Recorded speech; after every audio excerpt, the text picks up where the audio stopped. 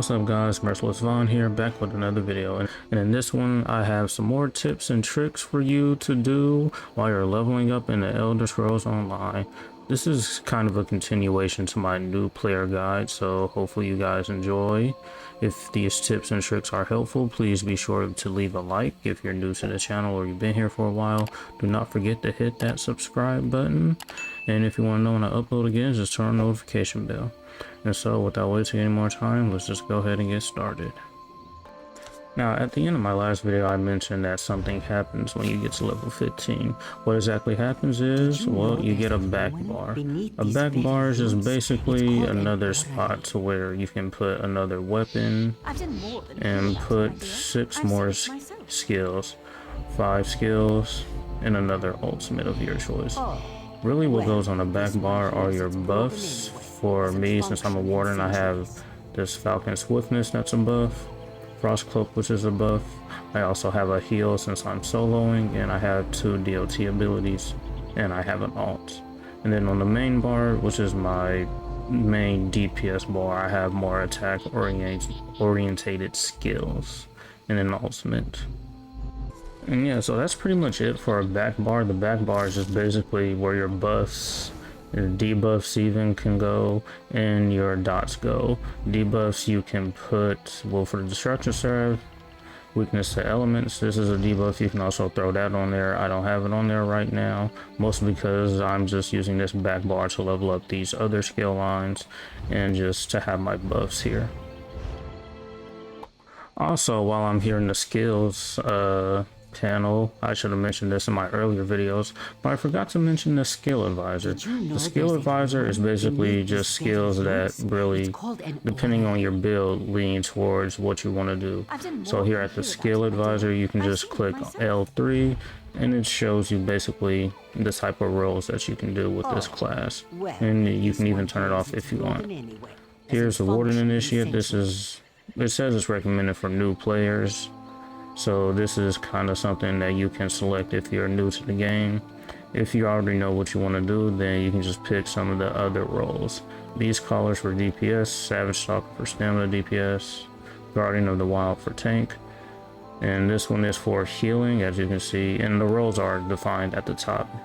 Right up under the name of the class, it says role healer, tank, DPS. So whatever you want to do, if you want to be a DPS, whether it be Magicka or stamina, you can pick one of these. Tank, you can pick this, or healer, you can pick this. Or like I said earlier, you can turn this off if you want and just kind of find out for yourself what skills to use. And another tip is, what I recommend you doing is that you complete the area before you go on to the next. Because here I started in Khenarthi's Roost for the Aldmeri Dominion. I kind of 100% at this area, as you can see the map completion on the left. Then I went to Auradon. This area isn't 100% it, but I just kind of explored around, did all the side quests that I found, and collected all the sky shards, found most of the way shrines, did all the delves, and collected more than half of the lore books that you see. So yeah, that's just something I recommend you do as well before you go on to the next area. And so here I am in the next area for the Aldmeri Dominion Grotwood. I plan on doing the same thing here before I move on to the next area, which is going to be Green Shade, I believe, for the Aldmeri Dominion. So that's another tip that you can do. Really, if you don't have to do all that if you want. The one thing you should do is collect all the sky shards and complete all the delves, because inside every delve, which is this right here, this symbol, there will be at least 1 sky shard. And also, you should also complete these public events, which is a symbol right here.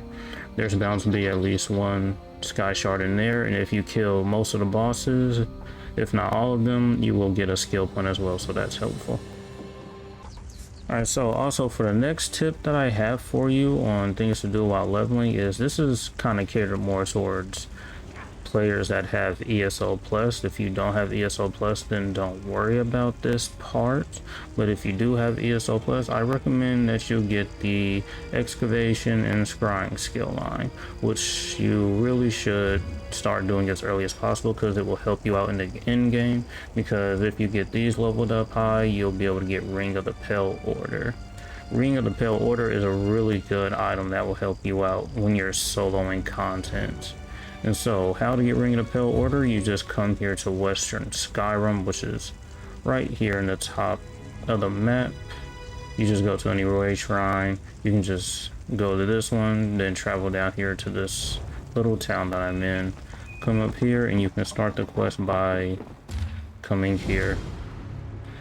And then basically you just do the quest steps to unlock this skill line. And after completing that quest, you should have the scrying and excavation skill lines. You can basically think of scrying as treasure hunting. You're basically looking for the treasure by scrying, then excavating, you just go over to that location and then to excavate it. Now, how do you level up those new 2 skill lines? First, the way to level up scrying is just by scrying leads. Leads can be found in any zone, no matter what it is. Here I am in Artreum, which is probably the easiest place to level up scrying and excavation because this is the smallest area on the map in all of Tamriel, this area right here. To get here, you will have to go through Somerset. Somerset is also another DLC area, so this is why I said earlier this tip is really for players with ESO Plus because they have access to Western Skyrim, which is how you unlock the scrying and excavation skill line, and Somerset and Atrium. So basically to unlock Atrium, you just come to Somerset, do the first story mission, then you'll be able to come here to the Artrium. And here is just the best area to where you can level up scrying, because all you have to do is just go to Journal, Acquisition, Scribble, and then Leads. And then here all you have to do is just click on this first lead to scry.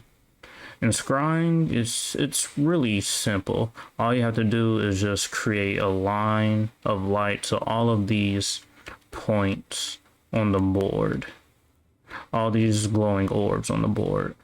And so basically you just start off here and you just basically do this. It's not really hard, but the higher level, the quality of the lead you're trying to scry, the harder it will be. And you do have a limited number of moves. As you can see, while I've been picking points on the board, the crystal at the bottom is slowly drained. So right there, as you can see, I only have 2 moves left. So I have 2 moves left to finish this. And here I can just finish it with that one.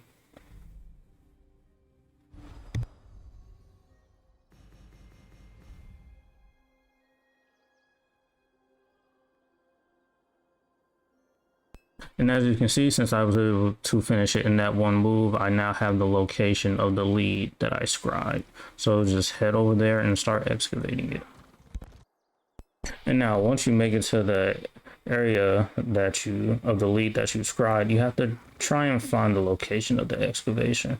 So really, once you scribe the lead, you have to then go to the area. And here it is. I found it pretty quickly.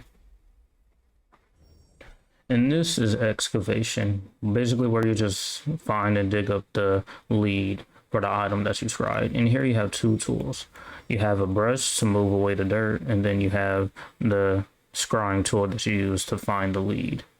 And as you can see on the right side of the L1 button, I have 9 moves. These 9 moves are basically used to find the location of the lead.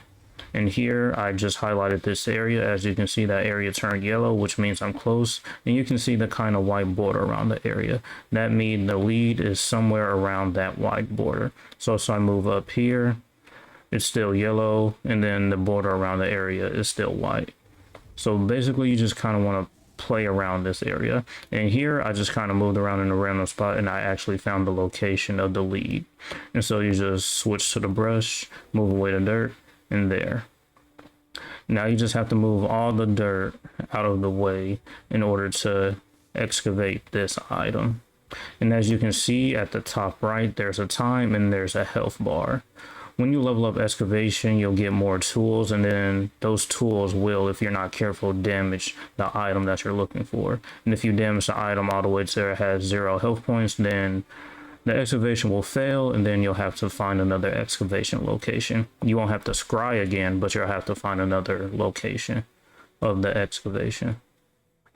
And then also, when you run out of time for the excavation, you will also fail, and then the same thing applies. You'll have to find another location of the excavation.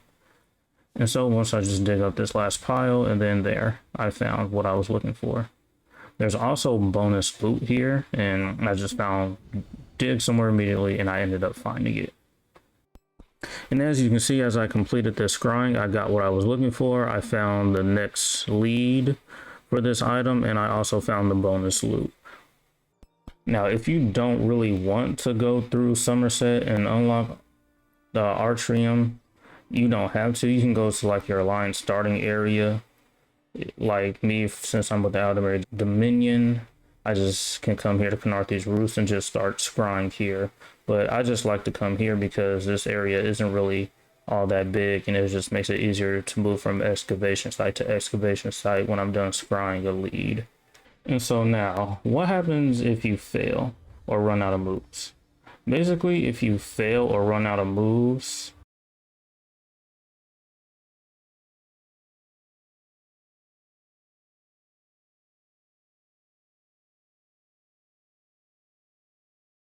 as you can see, since I completed the scry, I ran out of moves, and then more locations popped up on the map.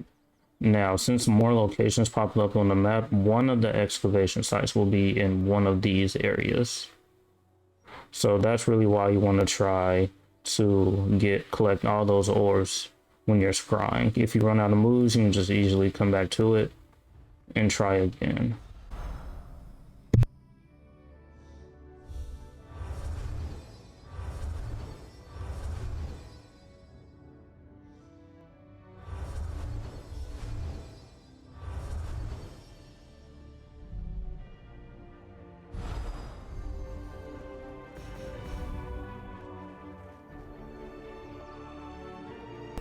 And there, since I was able to finish it without running out any moves, I got the exact location for the next excavation site, which is right over here. Now, what happens if you aren't able to find the item you're looking for when you're excavating? It's really fine, just as long as you're able to find the item within the amount of time that you have. It's okay, because see, I know the item is right here, but I just want to show you what happens when you fail. As you can see, I'm just using up all the time I have left for the excavation. And since I ran out of time, I won't have to scry the item again. I was just going to have to find a new location of the excavation site. And see here, I just found the next dig site. Since I failed the first one, I just found the next dig site. And here I can just start trying again to find the item. Found it.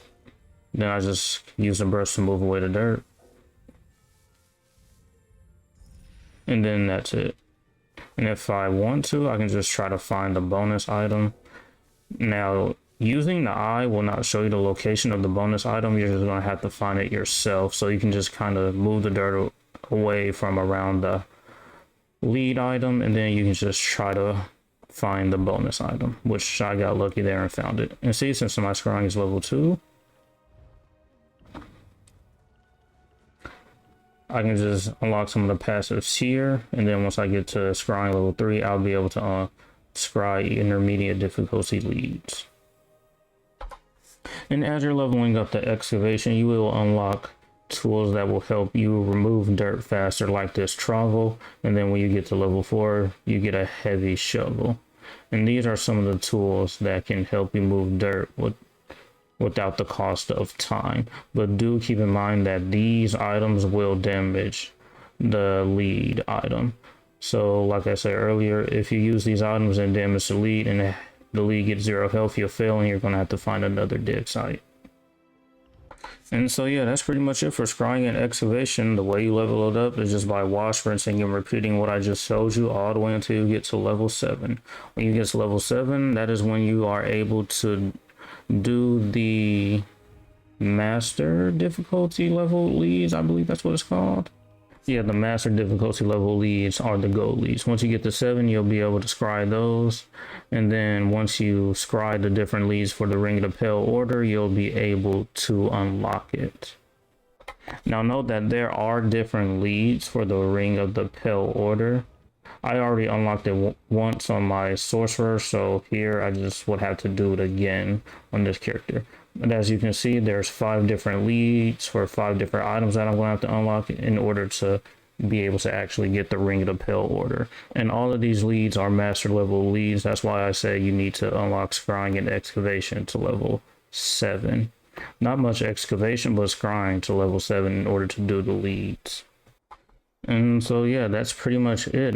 Basically all you do now is just continue to do quests, go through the zones, level up, and just have fun and play the game. Don't try to rush or anything. Don't try to rush and get to level 50, just because if you rush and get to level 50, you're going to burn yourself out, and you really don't want to do that, because this game is really fun. So just play the game, have fun, and enjoy it. The next video I'll do will probably be when I get this character to level 50. I'll talk about some things to do first when you get to level 50 and what to do after level 50. So yeah, hopefully you guys enjoyed this video. If you did, please be sure to give a like. If you're new to the channel or you've been here for a while, don't forget to hit that subscribe button. Please hit the subscribe button. It will really help me out. And if you want to know when I upload again, just turn on the notification bell. And as usual, until next time.